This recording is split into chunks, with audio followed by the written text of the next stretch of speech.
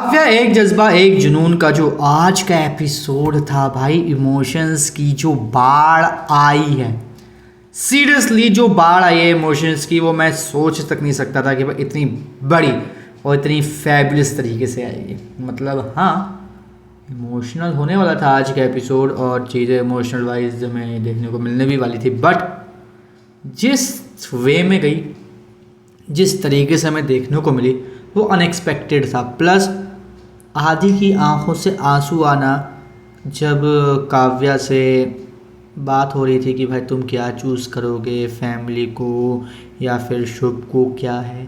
और उस वक्त पे आदि का जो आंसुओं का निकलना था भाई, मतलब आदि दूसरी बार इतना ज़्यादा हमें एक मतलब इमोशनल तो नहीं कह सकता, बट जिस तरीके से आदि मुझे आज देखने को मिला है बहुत ज़्यादा, मतलब एक कहते नहीं है कि दिल तोड़ देना, दिल को चीर देना, बिल्कुल ये वाला एस्पेक्ट था। और मैं सच बताऊं, काव्या की भी एक्टिंग बहुत ज़्यादा दमदार थी। काव्या के मम्मी पापा की एक्टिंग दमदार थी, यहाँ तक कि मयंक, उसकी भी एक्टिंग इतनी ज़्यादा इम्प्रेसिव थी, इतनी ज़्यादा मुझे अच्छी लगी कि यार मतलब वर्ड्स नहीं हैं। एक बात मैं हज़ार बार बोल चुका हूँ कि जिस तरीके के हमें एक्टर्स देखने को मिल रहे हैं, जिस तरीके के हम लोगों ने इनकी एक्टिंग की परफॉर्मेंसेस देखी है, उसको देखने के बाद अगर आप ये कह रहे हो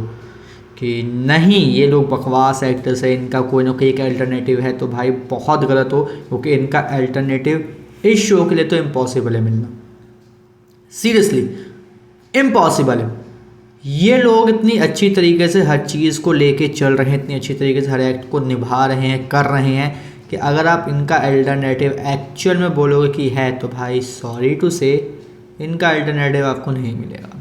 किसी हाल में नहीं मिलेगा, कहीं पर भी नहीं मिलेगा और किसी भी तरीके से नहीं मिलेगा। Mark my words. सब अपने जो भी मतलब एक्टिंग है या फिर जो भी उनका कैरेक्टर है या फिर जो भी इमोशंस दिखाने हैं, उन सब में प्रॉपर तरीके से परफेक्ट है। और कहानी आज की बड़ी मतलब ये तो था कि एक्सपेक्टेड थी कि हाँ ऐसे से ऐसे होगा, ऐसे से ऐसे होगा, फिर यहाँ पे आदि का दिल टूटेगा, फिर काव्या भी यहाँ पे मतलब अपने जो सर हैं उनकी बात को रखने के लिए करेगी, फिर ये होगा, फिर वो होगा, फिर वो होगा। बट ये जो एक इमोशंस की बाढ़ आई है, वो इतना ज़्यादा एक्सपेक्टेड नहीं था। मुझे पर्सनली इतना ज़्यादा एक्सपेक्टेड नहीं था कि इमोशंस को ये लोग इतनी अच्छी तरीके से डिस्क्राइब कर पाएंगे, इतनी अच्छी तरीके से लोग दिखा पाएंगे। काव्या की बात करूँ, काव्या एक डायलेमा में थी कि मैं किसको चूज़ करूँ, शुभ को आदि को, शुभ को आदि को। क्योंकि शुभ को चूज़ इसलिए करना था क्योंकि शुभ के पापा की तबीयत खराब है, आदि को इसलिए चूज़ करना था। आदि भाई हमेशा साथ देता है और स्ट्रॉन्ग पार्टनर होना चाहिए, ये आदि की मम्मी के वर्ड्स से, जो कि गिरी नहीं था। तो इस वजह से एक और बात थी कि यार मैं आदि को चूज़ करूँ, शुभ को चूज़ करूँ। शुभ का जो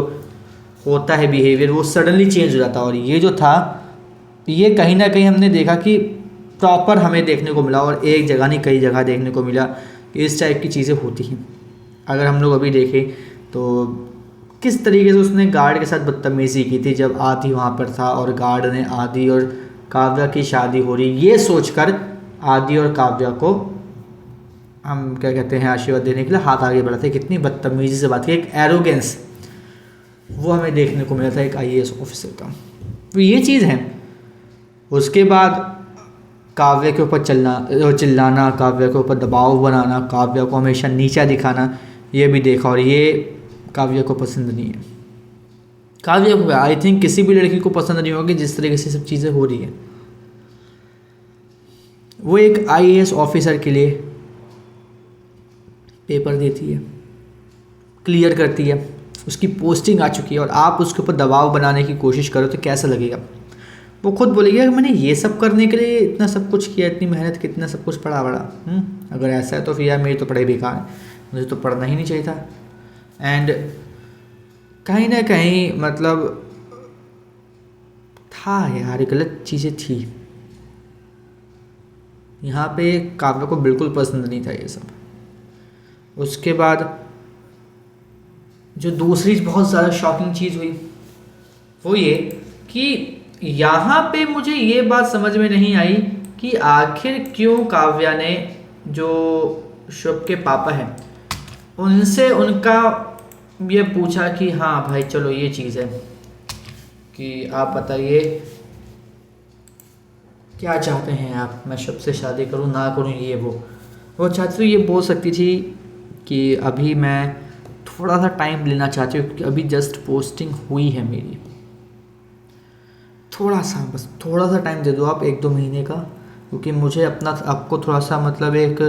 आईएएस की पोस्ट में थोड़ा सा एक ढालना है, अपने आप को थोड़ा सा स्टेबल करना है, थोड़ा सा उसकी आदत डालनी है, जिसके बाद ही मैं समझ पाऊँगी कि शादी करना मेरे लिए ठीक होगा। अभी रिसेंट में फिर थोड़ा टाइम बाद मुझे करनी होगी शादी, वो ठीक रहेगा, क्योंकि शादी अगर इसी टाइम पे होगी जब मेरी पोस्टिंग है तो मेरे ऊपर दो चीज़ों का बर्डन आएगा, घर का भी और आईएएस ऑफिसर का भी, और दोनों बर्डन मैं एक साथ हैंडल नहीं कर पाऊँगी। बाबा चारी तो ये कह सकती थी,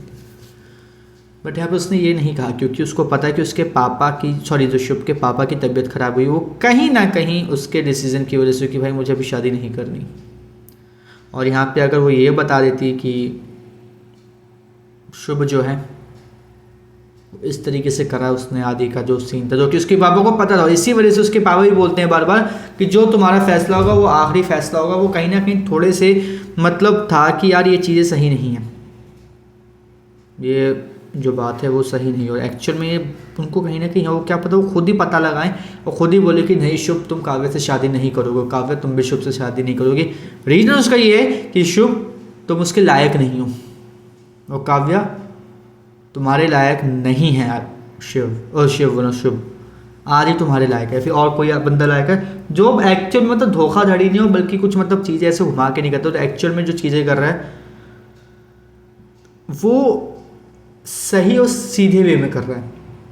घुमा फिरा के नहीं कर रहा। तो ये चीज़ मैं देखने के लिए एक्साइटेड हूँ कि आखिर ये चीज़ें कैसी जाती है, किस तरीके से हमें पूरा का पूरा एपिसोड देखने को मिलेगा जो आने वाला है, और चीज़ें जो हैं वो किस लेवल तक और एक्सट्रीम लेवल पे जाने वाली, क्योंकि भाई मुझे ये भी पता चला है कि काव्य फिर से